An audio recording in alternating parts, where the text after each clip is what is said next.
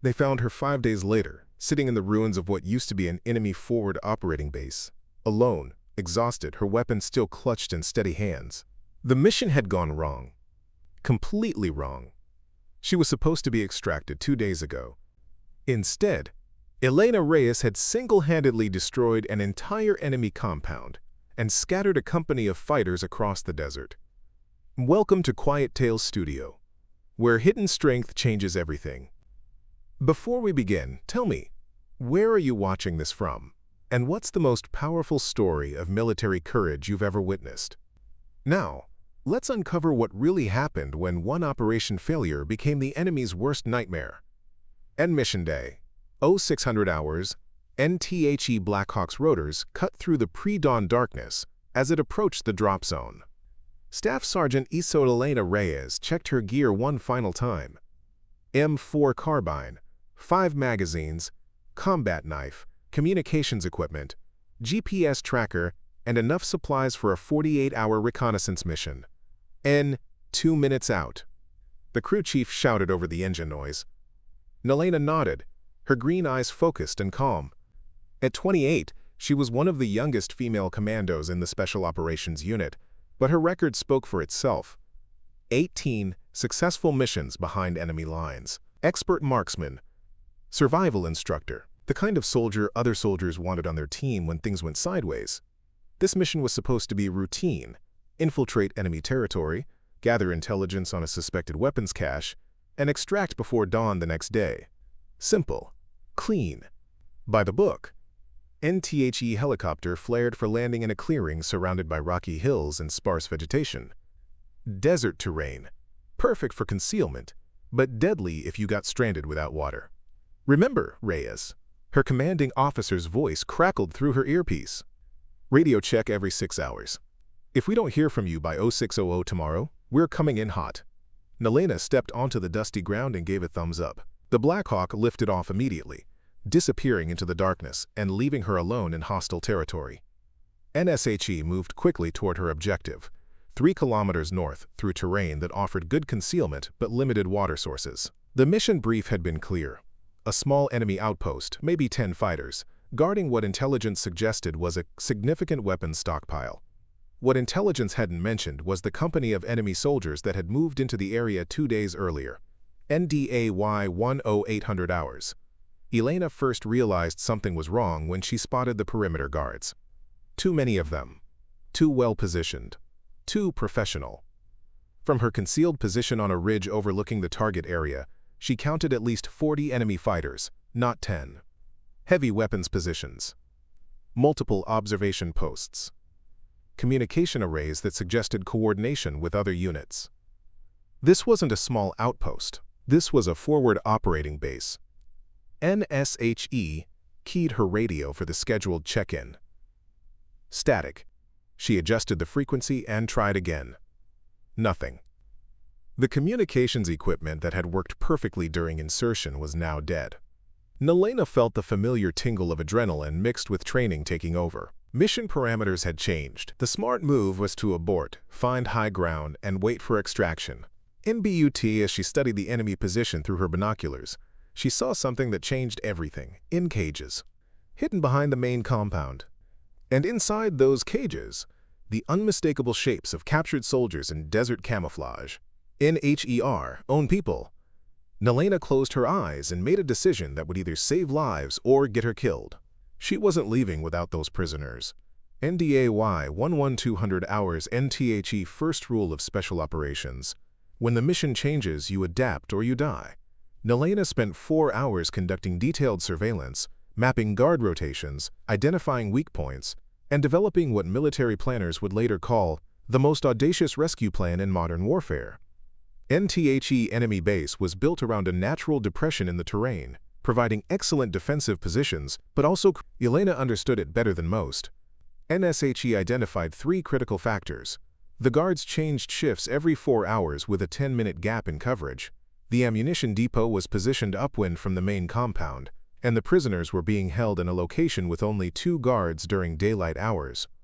More importantly, she realized something the enemy hadn't considered. Their defensive positions were designed to repel attacks from ground level, not from someone willing to use the terrain itself as a weapon. Day 1, 1800 hours NA. As the sun began its descent toward the western horizon, Elena moved into position for the longest shot of her career. 800 meters from the enemy perimeter, concealed in a cluster of rocks that provided both cover and a clear field of fire, NSHE wasn't planning to assault the base. She was planning to make the enemy destroy themselves. Elena had spent 3 years studying desert warfare tactics, including a classified course on psychological operations. She understood that fear was a force multiplier and confusion was a weapon more powerful than any rifle. At exactly 1,830 hours, she fired her first shot, not at a person, but at a fuel barrel positioned near the motor pool. The explosion sent flames 50 feet into the air and triggered immediate panic throughout the base. Before the echo faded, she fired her second shot. This one took out a communications antenna, cutting the base's link to outside units. Then she disappeared. NFOR. The next 6 hours, Elena conducted what she privately called ghost warfare, a shot from the north that eliminated a guard, then silence. 30 minutes later, a shot from the east that destroyed a spotlight, then nothing. An hour after that, a shot from the south that punched through a fuel line, creating a growing puddle of flammable liquid. Each shot came from a different position. Each shot suggested a different shooter. To the enemy forces, it felt like they were under assault by an entire sniper team. NBY midnight, the base was in chaos. Guards were firing at shadows.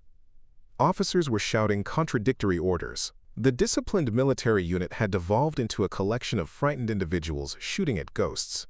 That's when Elena struck. NDAY 20200 hours. Elena approached the prisoner holding area from the one direction no one expected, directly through the center of the base. NTHE guards were focused outward, watching for external threats. They weren't looking for a single operator moving like smoke through their own perimeter. NSHE reached the holding area during the shift change, when both guard teams were momentarily distracted. 2 quick, silent knife strikes, and the prisoners' guards were down. "Who's in charge?" she whispered to the captured soldiers. "Captain Morrison," a wounded sergeant replied. "Ma'am, how many of you are there?" Elena cut his bonds with her combat knife. "Just me." "Can you move?" Morrison, barely conscious from interrogation injuries, looked at her like she was hallucinating. "1 operator? Against this whole base?" "The base isn't the problem anymore," Elena said grimly.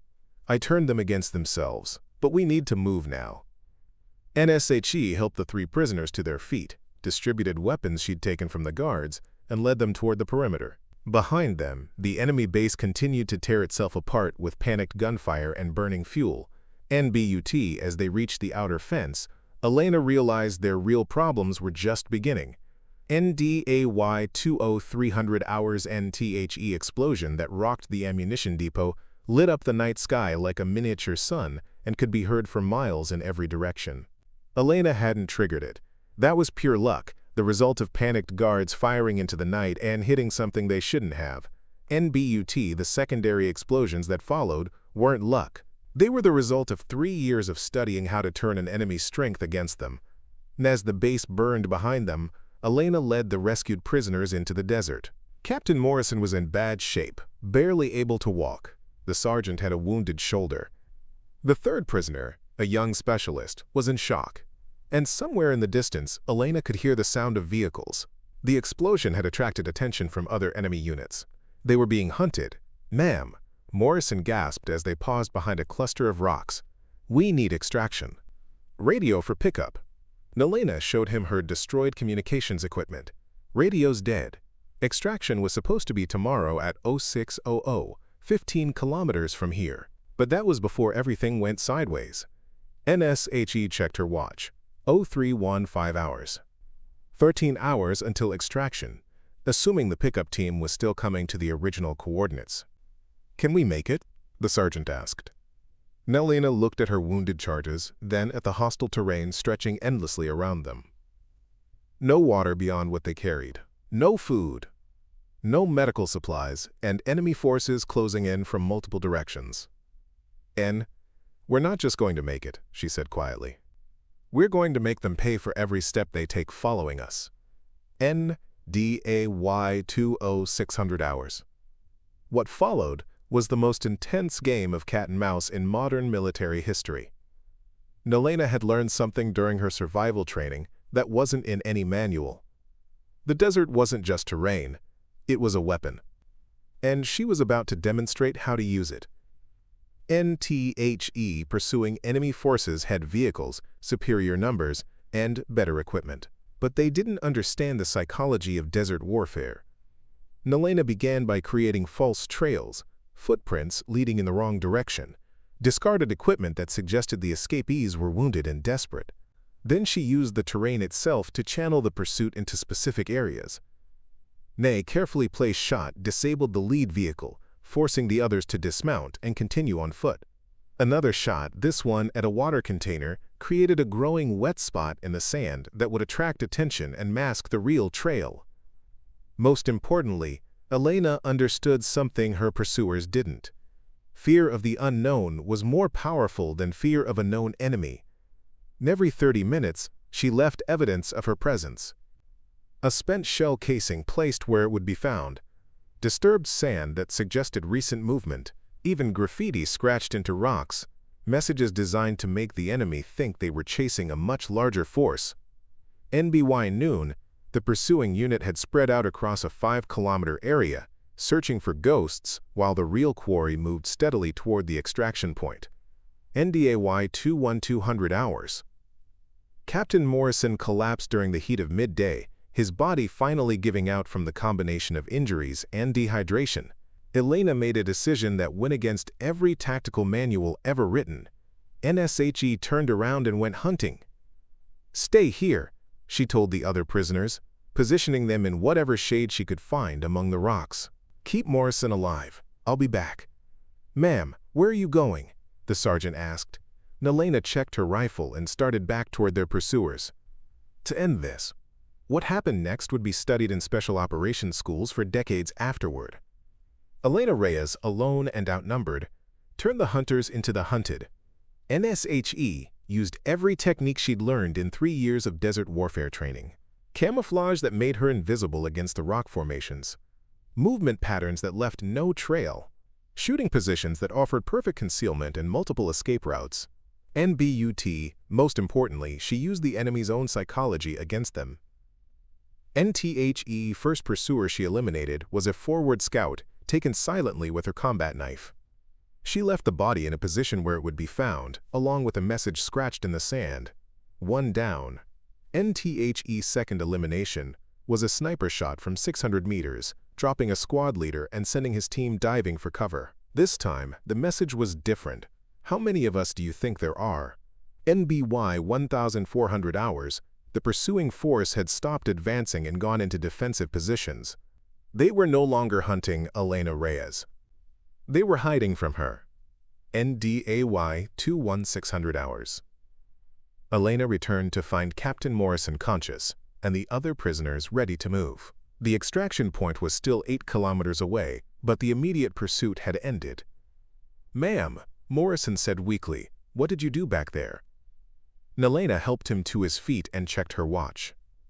2 hours until extraction. They could make it. I reminded them that sometimes the most dangerous enemy is the one you can't see, she said simply. As they moved toward the extraction coordinates, Elena could hear distant radio chatter from the enemy forces. They were calling for reinforcements, reporting contact with an unknown number of special operations personnel, and requesting immediate air support. One woman had convinced an entire enemy unit that they were under assault by a force that didn't exist.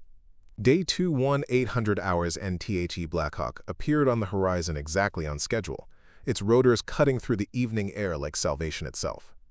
Elena popped a smoke grenade to mark their position and watched as the aircraft banked toward them. As the helicopter touched down, the crew chief jumped out to help load the wounded prisoners. He stopped when he saw Elena, alone and apparently uninjured. "Sergeant Reyes, where's the rest of your team?" Elena looked back toward the enemy territory they'd escaped from, where columns of smoke still rose from the destroyed base and pursuit vehicles. "There was no team," she said quietly. "Just me." NTHE crew chief stared at her for a moment, then at the rescued prisoners. then at the evidence of destruction visible in the distance. "Ma'am, intelligence is reporting that an enemy forward operating base was completely destroyed and an entire company scattered across 50 square kilometers. How is that possible with one operator?" Elena climbed into the helicopter and helped secure Captain Morrison for the flight back to base. "Sometimes," she said as the aircraft lifted off, "the enemy's greatest weakness is their own fear." NEPILOGUE. 3 weeks later in THE briefing room at Special Operations Command was standing room only. Officers, intelligence analysts, and tactical planners filled every available space. On the screen behind the podium was a satellite image of what used to be an enemy forward operating base. Elena Reyes stood at the podium in her dress uniform, the same green eyes that had stared down an entire enemy force now focused on an audience of her peers. "The mission was reconnaissance," she began, her voice carrying easily through the silent room. "Intelligence suggested a small outpost with minimal security. What we found was a company-strength position with captured friendly forces."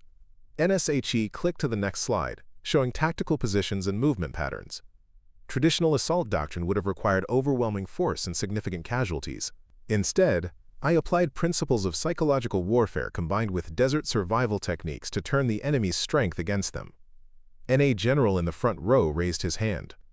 "Sergeant Reyes, you're saying one operator eliminated an entire enemy base?" Elena met his eyes steadily. "Sir, I didn't eliminate them. I made them eliminate themselves." Fear, confusion, and poor decision-making under stress did more damage than any direct assault could have achieved. NSHE clicked to another slide showing enemy radio intercepts and after-action reports. The enemy spent more ammunition firing at shadows than they would have in a conventional firefight. They destroyed their own equipment through panic responses. Most importantly, they abandoned a strategic position because they believed they were facing a threat that didn't exist. Another hand went up. "What's the tactical application for future operations?" Elena considered the question carefully. "Every enemy has psychological vulnerabilities, fear of the unknown, tendency to overestimate threats in high-stress situations, poor decision-making when command structure breaks down.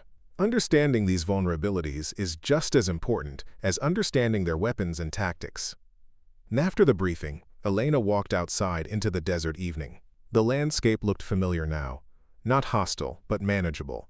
Full of opportunities for someone who understood how to read it properly. Her phone buzzed with a text message from Captain Morrison, who was recovering in a military hospital. "Heard about your promotion to Master Sergeant. Well deserved. Thanks for reminding us that sometimes the best weapon is the one between your ears." Elena smiled and typed back, "Just doing my job, sir. But next time intelligence says, 'Small outpost,' I'm bringing more ammunition." NSHE looked out at the horizon, where the desert stretched endlessly toward distant mountains. Somewhere out there, other soldiers were facing impossible odds, making split-second decisions that would determine whether they lived or died. NBUT Elena knew something now that she hadn't known before her desert mission. Impossible odds were just another tactical problem waiting for the right solution. And sometimes the right solution wasn't about fighting harder. Sometimes it was about fighting smarter. NSIX months later, the Advanced Desert Warfare School at Fort Irwin added a new course to their curriculum: Psychological Operations in Austere Environments, taught by Master Sergeant Elena Reyes. NTHE first lesson was always the same. Your enemy's greatest weapon isn't their rifle or their numbers. It's their assumptions about what you're capable of. Change those assumptions, and you change the entire battlefield. Students would later remember her final words from that first class. In the desert, as in warfare, survival isn't about being the strongest or the fastest. It's about being the one who understands the rules better than anyone else. And sometimes, it's about being willing to rewrite those rules completely.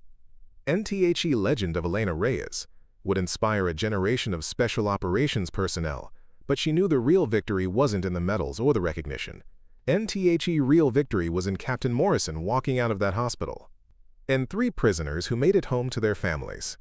In the knowledge that when everything went wrong, she had found a way to make it right. Because sometimes, that's what heroes do. They don't just complete the mission, they redefine what the mission can be. N